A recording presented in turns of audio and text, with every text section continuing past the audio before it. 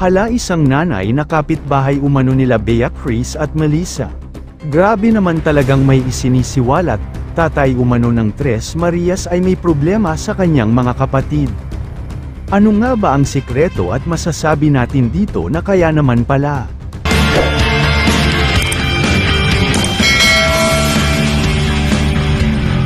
Alam mo na kung ano ang salitang pagtulong, ito'y ginagawa, hindi salitang Hala, isang nanay na kapitbahay umano nila Bea, Chris at Melissa. Grabe naman talagang may isinisiwalat, tatay umano ng Tres Marias ay may problema sa kanyang mga kapatid. Ano nga ba ang sikreto at masasabi natin dito na kaya naman pala? At ganito na lang si tatay na ama ng tatlong Tres Marias na mahiyain.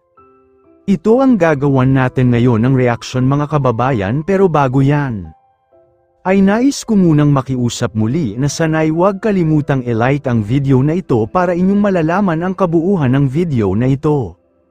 At maraming salamat po sa walang sawang suporta at pagsubaybay sa aking YouTube channel, at isang mapagpalang araw mga kalingap, lalo na sa ating ama na si Kuya Val Santos Matubang, Ate Edna Vlogs, at Kalingap Rob. Yes mga kalingap, di umano na nagtatago daw sa camera at kahit sa actual ay umaalis ng ang tatay nila.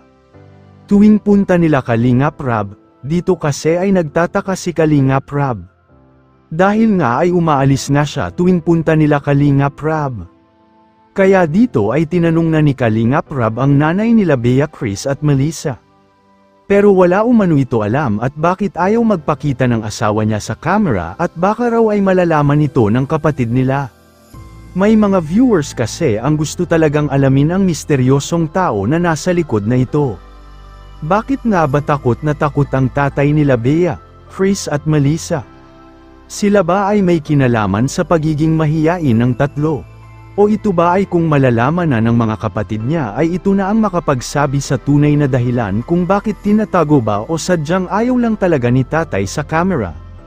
Kasi kung may kinalaman ang mga kapatid niya, o baka may sikreto ang tatay nila, ay baka sa paraan at kapag malaman ng mga kapatid niya ay ang makapagsabi sa tunay at totoong nangyari sa pamilya nila. Ano nga ba ang motibo at bakit ganito na lang ka-ailap si tatay sa mga Kalingap team? Hindi kasi siya katulad sa ibang tatay ng mga beneficiaries ni Kalingap Rob na nakakausap ng normal. Halimbawa na lang sa tatay ni Viancy, Carla. Kaya naman nabibigyan tuloy natin ng pansin ang mga opinyon at reaksyon ng mga viewers at supporters ng tatlong Tres Marias na mahiyain.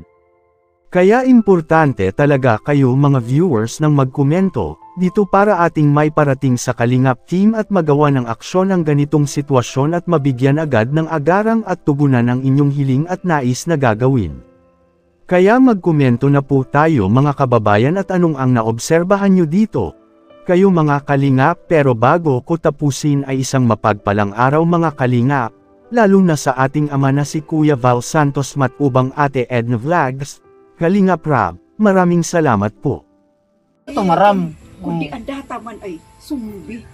Pangit man po talaga. Pangit man ang sumbi talaga. Kapalit. Ay pinangaranan na sila pagkatapos. Paninda mamili ng pangaran. Data man po. Dalaga na ay. Dahil Ate Pinpin, pag minsan Hindi talaga sila nasalita. Hindi talaga. Hindi talaga. minsan ate, pag nakaduman ako, dahil ka man naanggutan, kundi Oo. sasabihan ko lang na, magkon ka muna yun, dahil medyo mga kuwang kamum, ang mga viewer, minsan ay hinahalat lang talaga sa indo, ang madangog kamong tumaram. Yung nga ni. Kaya ano pala dyan mo, pagka di ba sa sarong ano ninyo kayo, yun ah. Sarang nyugan lang, hindi lang oh. Oh. Pagkalampas sa indong ini, Oo. si kay Buena na nyugan ni Oo, Buena, yun yun ay. ito.